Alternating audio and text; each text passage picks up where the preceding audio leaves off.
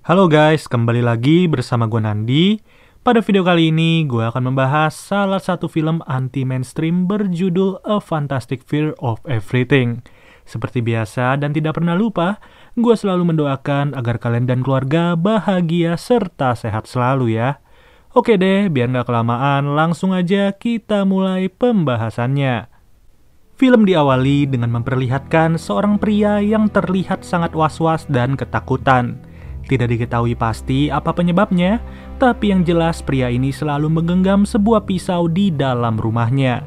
Pria yang bernama Jack ini berkata bahwa ia mempunyai rasa takut yang tidak masuk akal terhadap pembunuhan.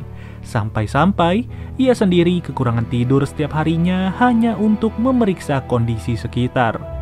Untuk kegiatan sehari-harinya, Jack merupakan seorang penulis cerita yang cukup profesional bagi dirinya sendiri. Dengan kata lain, Jack bukanlah penulis cerita terkenal yang pernah menerbitkan sebuah buku apalagi dijual kemana-mana.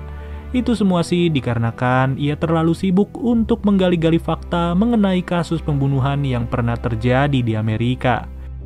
Kepanikan dan rasa cemas yang berlebih selalu muncul setiap saat ketika ia ingin melakukan aktivitas, seperti memeriksa tutup botol susu apakah terdapat bekas jarum suntik sebelum ia meminumnya, mencurigai setiap orang yang berada di depan rumahnya, dan juga mengabaikan seluruh telepon rumah yang berdering karena ia takut disadap oleh pengintai. Pokoknya setiap kali Jack mendengar suara-suara aneh, ia selalu ketakutan serta merasa sedang terancam. Terlebih lagi, rasa paniknya Jack semakin bertambah ketika ia akan pergi makan siang dan bertemu dengan temannya. Di saat yang bersamaan, temannya Jack yang bernama Clary sudah tiba untuk menemuinya. Clary berkata bahwa salah satu cerita buatan Jack telah menarik perhatian seorang penerbit bernama Humphries. Hanya saja, Jack tidaklah yakin kalau cerita buatannya akan dipilih menjadi yang terbaik. Pada malam harinya, Jack kembali tidak bisa tidur karena ia merasa ada seseorang yang berniat membunuhnya. Akan tetapi, Jack kali ini tidak menggenggam sebuah pisau sama sekali, melainkan pisau kesayangannya berada di kamar mandi. Dengan penuh keberanian, ia pun berlari melewati lorong sambil menahan rasa takutnya. Namun tiba-tiba, pintu di belakang Jack malah terbuka tanpa sebab yang tentunya membuat Jack semakin deg-degan. Apalagi di saat ia kembali ke kamar, ia malah melihat sebuah sosok yang sedang mengunyah bola mata. Ya, tapi ternyata hal tersebut hanyalah mimpi belaka dan tidak benar-benar terjadi. Dengan mimpi seburuk itu, Jack sangatlah bersyukur karena ia berhasil tidur selama 1 jam. Walaupun pada kali ini ia harus menghadapi kumpulan anak kecil yang berkeliling meminta uang jajan. Pada dasarnya sih, anak-anak itu tidak tahu sama sekali bahwa Jack adalah orang yang gampang curiga. Terlihat dari caranya memberi uang jajan, Jack sengaja memasukkan beberapa uang ke dalam kaos kaki yang ia pakai. Apalagi telepon rumahnya kembali berbunyi yang ujung-ujungnya membuat Jack takut sendiri. Tapi setelah diangkat, ternyata telepon itu berasal dari Clary yang mengingatkan kalau 1,5 jam lagi Jack akan bertemu dengan Humphries. Hanya saja Jack tidak mempunyai kemeja rapi dan bersih yang tersisa untuk dipakai secara formal. Mendengar hal itu, Clary menyarankan Jack untuk pergi ke tempat laundry agar kemeja itu bisa dipakai. Celakanya, tidak ada satupun orang yang tahu bahwa Jack memiliki fobia terhadap tempat laundry. Bahkan, ia juga berpikir kalau Humphries adalah seorang pembunuh sadis yang namanya sangat mirip dengan pembunuh di tahun 1900-an. Yang dimana pembunuh itu menggunakan kacamata dan juga memiliki struktur kumis yang begitu rapi. Saat sedang berpikir keras, Jack dikejutkan dengan horden yang bergerak sendiri karena jendela miliknya tidak lagi kuat menahan angin. Alhasil, ia berniat untuk memberi lem super kuat di jendela itu dan mengolesnya secara merata. Namun lagi-lagi, ia mendengar suara bel dari bawah pintunya dan tidak tahu siapa yang datang ke rumahnya. Ternyata sosok itu adalah seorang polisi yang mengaku mendapatkan aduan dari anak-anak. Ia bertanya apakah terdapat masalah bagi Jack sendiri sampai-sampai bertindak aneh di depan anak kecil. Tapi ya tetap saja, Jack tidak merasa ada yang salah dan ia berkata hanya ingin sendirian. Kemudian, Jack kembali lagi ke kamarnya untuk mempersiapkan apa saja yang akan ia cuci. Saking baunya, ia sendiri mengaku kalau bau dari pakaian kotornya melebihi bau tumpukan sampah. Hebatnya lagi, ia hanya mengandalkan dapur di rumah untuk menjadi tempat pencucian baju. Itu semua dilakukan Jack dengan terpaksa karena ia menganggap bahwa ini adalah satu-satunya solusi mengatasi rasa fobia. Setelah semua selesai dicuci dan dibilas, Jack menggunakan oven di dapurnya untuk dijadikan pengering pakaian. Sambil menunggu, ia buang air besar terlebih dahulu dan baru sadar kalau tangannya terus-terusan menggenggam pisau. Itu semua terjadi tanpa diduga ketika Jack sedang mengoles lem di jendela dan mengambil pisau karena ada seseorang yang datang. Gawatnya lagi, ia sendiri sudah mencoba berbagai cara untuk melepaskan rekatan lem di tangannya itu. Namun percuma saja, segala hal yang ia coba tidaklah berhasil dan ia terus menggenggam pisau di tangan kanannya.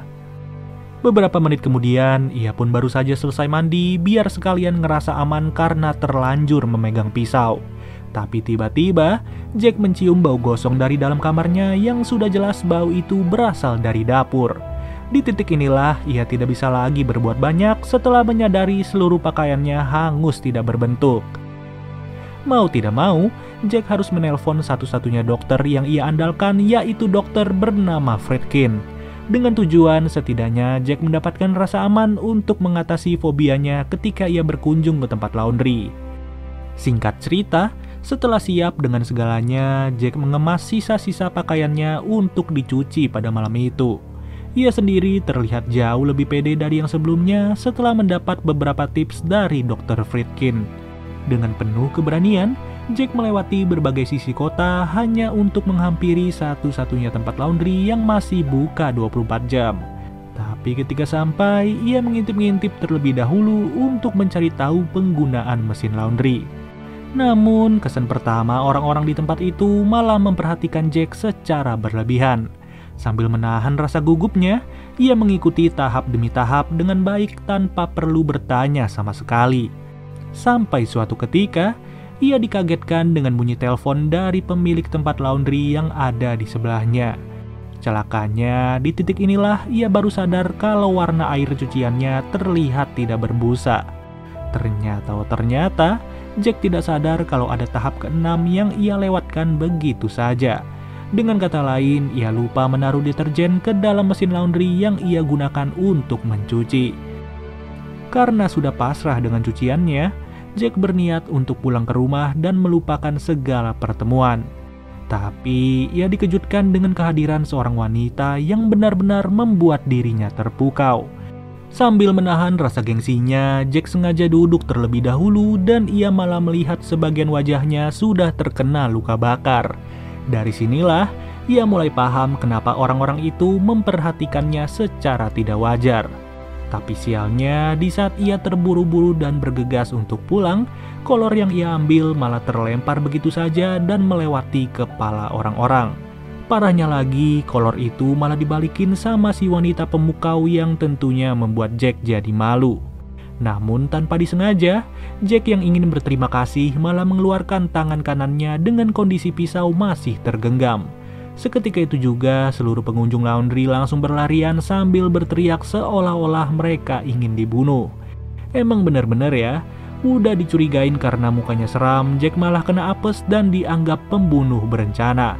Mau tidak mau, Jack yang berada dalam kondisi sulit pun tidak bisa lagi berbuat banyak ketika dirinya ditembak dengan alat penyetrum.